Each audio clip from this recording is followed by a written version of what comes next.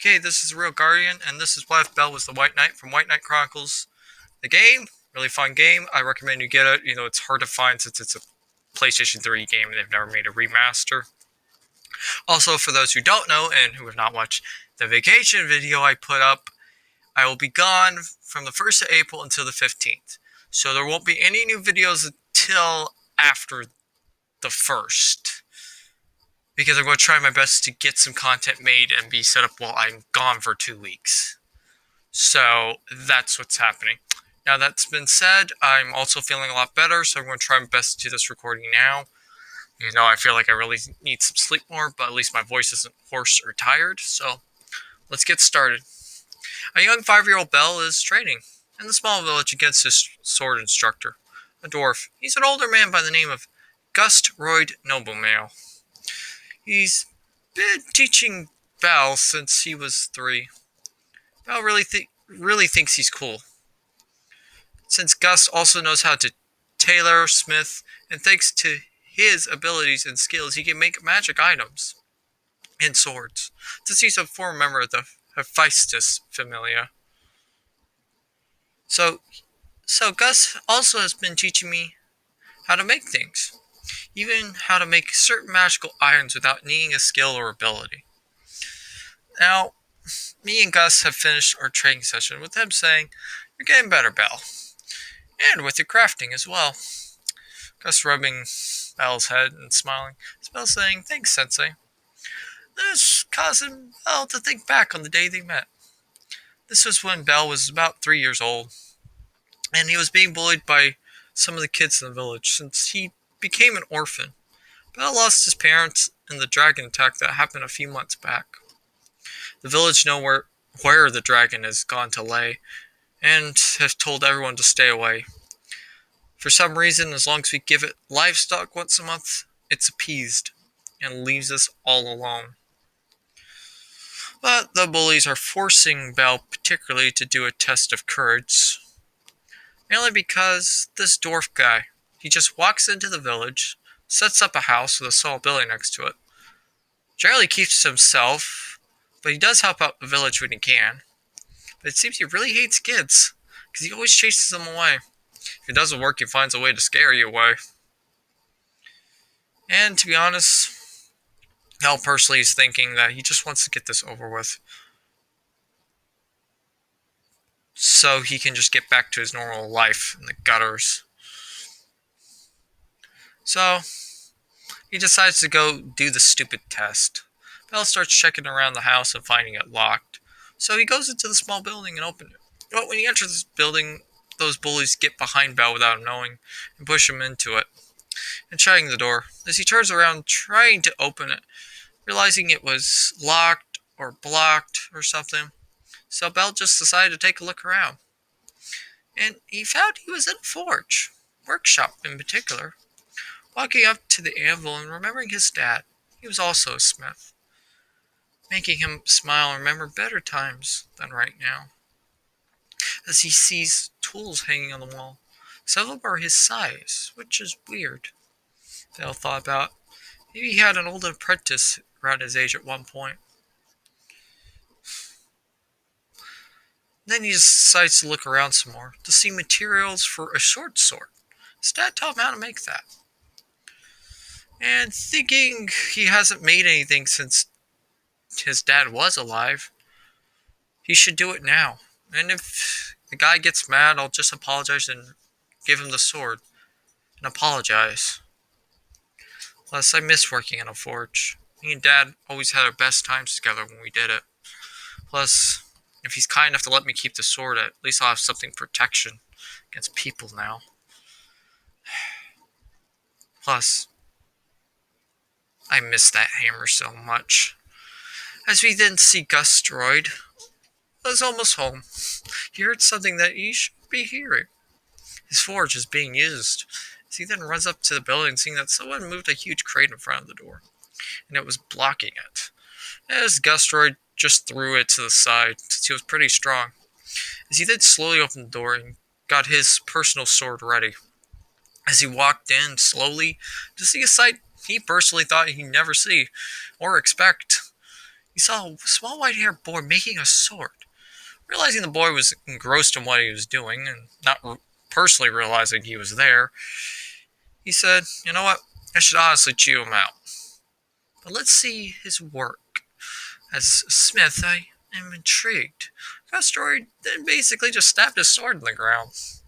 And over time, he watched him work and was shocked at this boy's skill level. He could tell he was at least taught the basics by someone. But what he was doing showed that he had great promise. Because most people can't really do some of these tricks, even the basic ones, until they at least get a year of training on that forge. And it's clear he hasn't had that much training. And given his age, by the time he's 10, he could equal him. Gastroid at this point finally made up his mind. And when Bell finally put the finishing touches on the sword, he finally turned around to see the dwarf. And Bell getting on the ground and apologizing, saying, "I'm so sorry. See, some kids dared me to come here. They locked me in. And I really wanted to make something again. And to be honest, I'll give it to you if you want it." Bell finished talking. Gastroid then took the sword and looked at it. Realizing the greatness of his craftsmanship even at this young age, he finally decides on it, saying, "Alright, I'm going to forgive you. By the way, the name is Gustroid Noblemale, but just call me Gust. Everyone does. What's yours, kid?" Bell responded as he lifted his head, saying, "My name is Bell Lancaster." Then Gust speaking again, "So, I'd like to make you my student in the craft. Also, let me teach you how to use that sword you made so you can defend yourself from idiots like those kids and people. But I do need your parents' permission, though." Bell just quickly responded with, "Well, they're dead. And I only knew what I was doing because my dad was a smith, to be honest. He taught me the basics, at least." Gus responded with, "I see. They were killed in that dragon attack I heard about. Okay, I'll do you what someone did for me. I'm going to take you in, just like the gods did for me." As Bell had stars in his eyes, saying, "Wait, you're a former adventurer?" His Gus just laughed and said, "Yeah, I was. And it was the Hephaestus familia. But let me give you some advice on your life, choices, and everything. The path you choose is your path alone, Bell. I want you to learn that. It took me a long time to learn it myself." As he thought, such a waste of talent. Just because his parents are dead, they treat him like garbage. To be honest, I've been seeing that kid getting bullied so much in dirt and thrown down. I got no choice but to take him in. After that, he did take Bell in, and has been teaching Bell everything he can. So, Bell's basically been living with him at this point now. And Gus has been telling him stories about heroes and divine weapons they wielded, that they could rival a god of forges weapons designs, and a bunch of other stuff. So, Bell has finally decided his life goal is to make something like that into a reality. As we now cut to the end of the day from their training, as Gus is talking to Bell over the dinner table, even though both him and Bell can't really cook. But that's neither here or there, as they always say. So, tomorrow is your test. You will be hunting monsters and bringing back anything that they drop, whether it be the crystals or a special drop item. See how far your training has come, my young student. Bell nodded his head, saying, "Yes, Sensei." As when he got up the next morning, my apologies, Bell went into the forest and started his hunting. He was given a backpack by Gus to hold anything he got a hold of. As he approached a small clearing to see a goblin with an orc, ironically, Bell readying his sword, seeing a nearby rock and grabbing it, and he climbed up a tree as well. Then he threw a rock nearby the tree he was at, getting the attention of the monsters. As the orc, since it was stronger, sent the goblin to check it out. And when this happened, as the goblin got into position, Bell quickly dropped down, stabbing it through its head, as it left out one scream. This getting the orc's attention. As once it got turned to dust, Bell grabbed the crystal Then it dropped and darted away. His orc came looking around, so he picked up another nearby rock, making sure to aim it just right, throwing it into the orc's eyes, causing the orc to get blind just for a brief moment. And he charged in, he charged in and slashed its huge gut open, causing the orc to start bleeding out. And when the orc kneeled on the ground, Bell sliced its head off as the orc turned to dust, taking the crystal that it dropped. As this was Bell's day, going throughout it, Bell would kill monsters, take their stuff, and he ended up with half of the bag filled with crystals. Also getting some teeth and some pelts as their drop items as well. But Bell realized he was walking near the forbidden place where that dragon was. Getting ready to leave because he knew better, he heard a scream. And against every cell in his body and every better judgment he made, he decided to go see who was screaming. He then saw this young girl, that girl being this one on the thumbnail, being attacked. But she is younger. These armored thugs are ganging up on her, as they then toss her off the nearby cliff. While this is happening, Belle noticed she was holding something in her arms with her life, as if it was more important. As she landed hard into the small valley near the cave, as the massive dragon, the one that took his parents, awoken as he heard it bellow and creak as it left its cave. When the dragon saw her, it just slowly walked up to her, using its massive tail to knock her back. As she went flying and landed hard near Belle, she was pretty badly hurt, so he jumped down and ran up to check on her, making sure she was alright and not dead, as Belle realized she was to an extent. She was in a dazed state and barely conscious because of the pain and what she just got hit with, but she was still holding on to that object. As you realize it's wrapped in a small white sheet, to see a white gauntlet reaching for it. Then a blue light envelops Belle, and he enters this weird void standing on this rock platform. As a white and black phantom appears to Belle, one half of it is black as night, while the other half is white, and sees one glowing blue eye with these huge glowing blue veins throughout its whole body. Finally, an orb is floating where its heart should be, as it said, "O thee who would wield my power, draw thy blade. Now it's time to prove thyself worthy." As Bell quickly drawed his sword and dashed forward, slashing at the phantom. As the phantom shot blue fire at Bell, making him dodge. As Bell quickly got back to him and started a flurry of attacks, and with each slash and cut he was doing at this weird phantom, it looked like it did very little, like it wasn't even phased. As finally the phantom caught Bell's final strike, smacking him and taking his sword away. As then the phantom, using it, charged forward at Bell, with him stabbing and slashing his body with a flurry of attacks. As Bell's body was getting riddled with these attacks, realizing he was bleeding out for a lot, to the point where he even thought to himself he's become a bloody mess.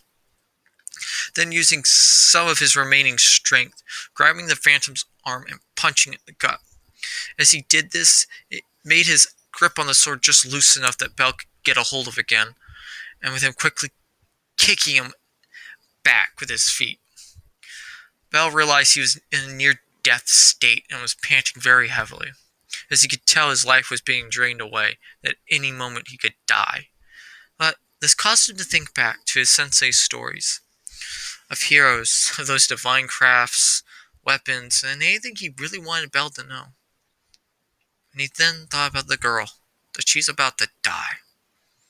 As this all came together, making Bell smile, and him saying out loud, "For if this is my final stand, then he, personally, is going out a damn hero."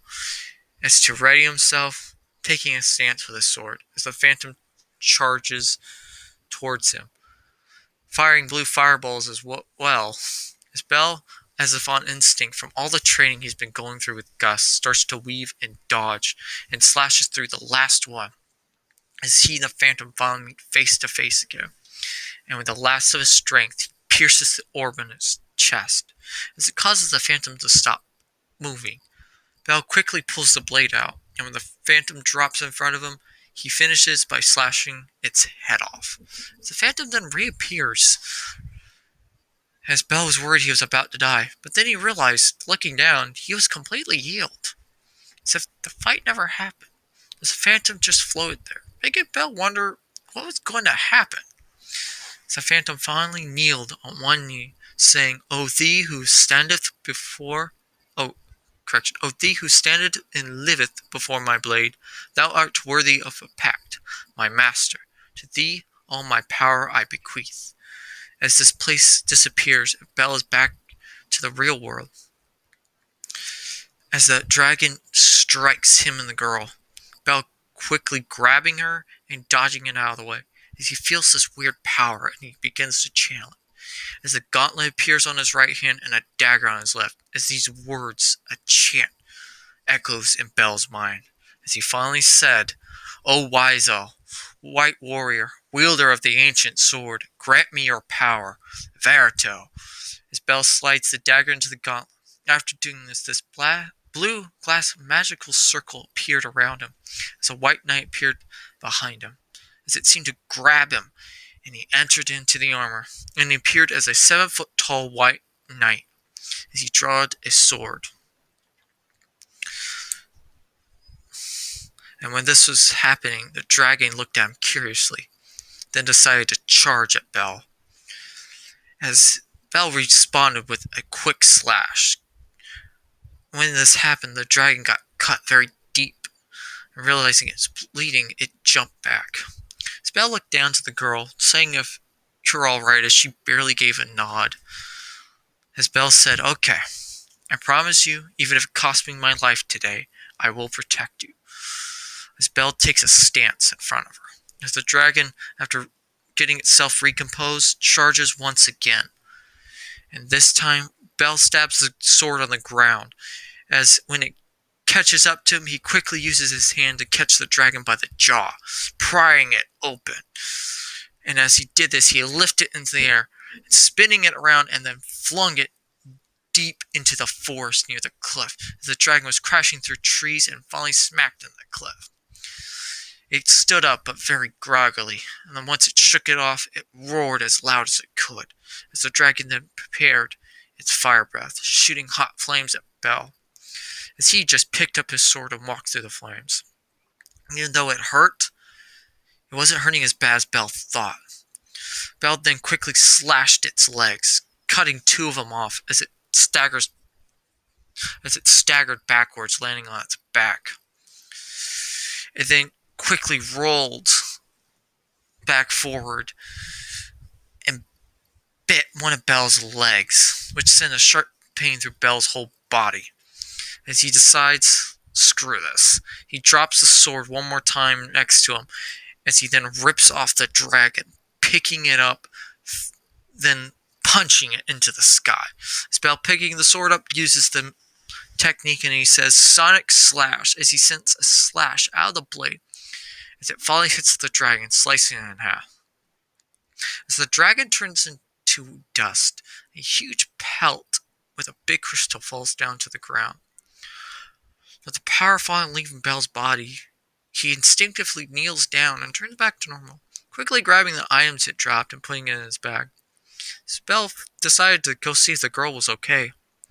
Realizing she was now passed out, he picked her up and started walking back home. Getting back to late evening, as he kicked open the door saying, Gus, I need your help. As Gus actually was in the workshop and came running out, asking what had happened and saying, are you okay? Bell responded with, yeah, I'm completely fine, but she's not. As Gus sees this young girl, as she's saying she's injured pretty badly. Gus taking a deep breath and thinking about it, realizing what he can do to help, telling Belle, get her to the couch. I'll bandage her up. I know how to do that at the very least. And as he was doing this, Belle couldn't help but ask, so what could he do to help? Gus then told him, get water and help the girl's sweaty problem, aka help bathe her, because an old man like me should not be doing that to a little girl. Trust me. And if you do that, that's all I really think I need you to do, okay? 4. Bell nods his head, and he does do what he's been asked of Gus, taking care of her that way. As Gus always took care of the bandages and made sure to get water in her, a little bit of food, since she's in and out state so much. It's been a couple days as she finally fully woke up. As Belle was wiping sweat off of her, she bolted up and went in incredible pain. As Belle stopped her, saying, hey, you're still hurt. Lay back down. She does this on accident in a very cold tone. What is your name? Belle said, well, my name is Belle Lancaster, Mrs. Grumpy. As he pokes her in the nose, causing her to blush, because he did this to break the tension. And her saying, well, sorry, but I got no time to be here. After all, the arc, as she darted up again, causing the pain to be even worse, and screaming out through the pain, where's the arc? Belle forced her back down again, saying, it's the gauntlet, right? As she nods, as Belle said, well, I used it to save you from the dragon if you remember it all. Then she sat there thinking about and finally remembering what had happened. So you're the other knight, the one it chose. She started to laugh, pretty loudly. But saying, well, to be honest, never pegged it to pick a kid your age. But life is funny that way. As Belle said, hey, you're not much older than me. She said, well, I am, by 5 years, and that makes you the kid. And she poked his nose, causing Belle to blush, thinking this was payback. As he just sighed, saying, okay, so what's your name? I still don't know it. She then says, it's Karen. That's all you need to know right now. Plus, we need to have a proper talk later about what you did. Okay? Honestly, I'm just going back to sleep. She lays back down. Now, it's been a week since that happened, and Karen has finally healed back up. And Gus decided to take her in and train her with Belle. Even though she's leagues ahead of Belle and better in swordsmanship, to the point where Belle's never won a fight against her. As we finally see them return to the valley where they first met, as Karen said, okay, let me tell you what you did, Belle, as it was pretty stupid. Belle shook his head, okay? And Karen saying, you made a pact and became a pact maker with the White Knight. This power is now yours to command. This power is known as Incorruptus. Sorry, I can't pronounce that. Do you understand what I'm saying, at least? As Belle shook his head, yes, saying to a point. She said, alright. Continuing from that, saying, now, a pact maker gets enhanced strength, agility, endurance, stamina, and you can actually use magic without needing a god's blessing, or using all those long-ass chants. When Belle heard that, his eyes light up, saying, I can use magic now? His guard nodded. As I was saying, putting in what she was trying to say, now it's time to train you with it. I'll tell you why later. Belle said, but how can you help me train it? As Karen smiled a devilish smile. Then a sword appeared before her out of nowhere, as she's saying, oh, devious, deliverer of darkness and dread, ruler of the ancient shadows, grant me your power, Verito. As the sword was unsheathed, the hilt popping out 2 wings as she became the Black Knight, the one in the thumbnail. Belle understood what was happening and said his chant, O wise old white warrior, wielder of the ancient sword, grant me your power, Verito. As he became the White Knight, Karen then said, are you ready? As Belle nodded, and they fought.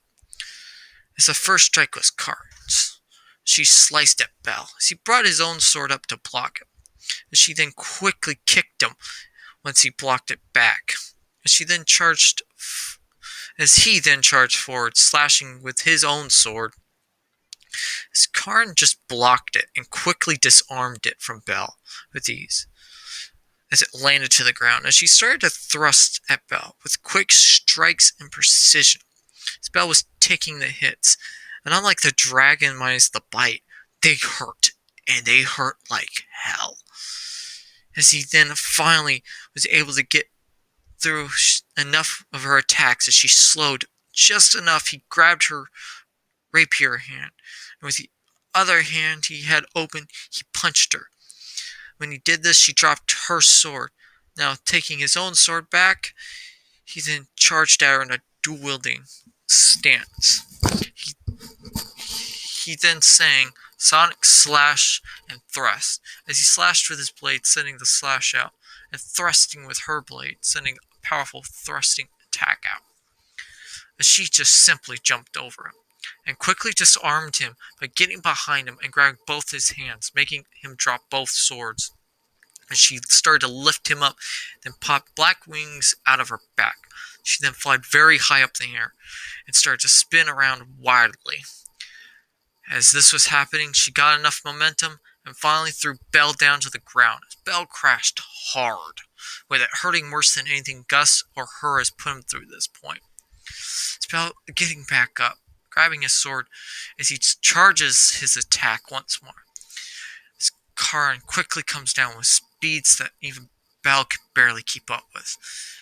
Bell finally sang Sonic Thrust as he thrusts forward, as she just quickly weaves around him, once again behind him, grabbing her sword and then piercing his armor.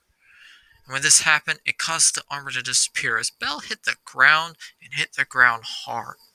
As he was out of breath, as Karn deactivated her knight, and Bell finally caught his breath, saying, "Do you have to be that tough on me?"